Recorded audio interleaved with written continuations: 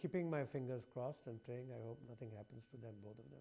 I hope nothing happens to anybody. You see, security relates to a situation. Now, for example, if she had moved from the airport directly to a house, like a secure motorcade moves, then she would have been in the house about a couple of hours earlier.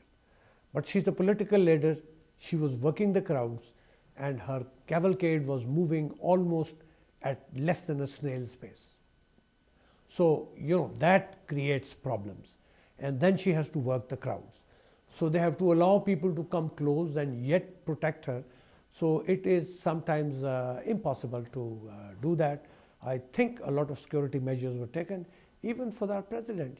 We can't take better measures. Even he was hit twice with all the security arrangements.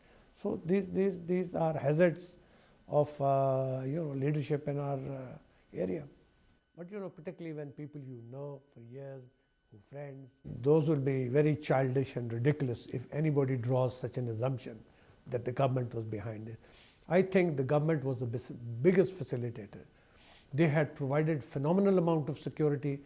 They had eased her coming in, and government, if wanted to oppose, would have stopped it at the airport. There was no big deal.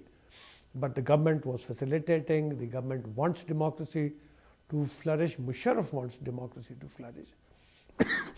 So this was, anybody who would say that, I think, would be very foolish.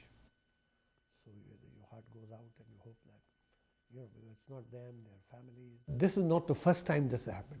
As I said, the Prime Minister has been hit once, the President has been hit twice, and then we've had a series of suicide bombings in Pakistan in the last 2-3 months.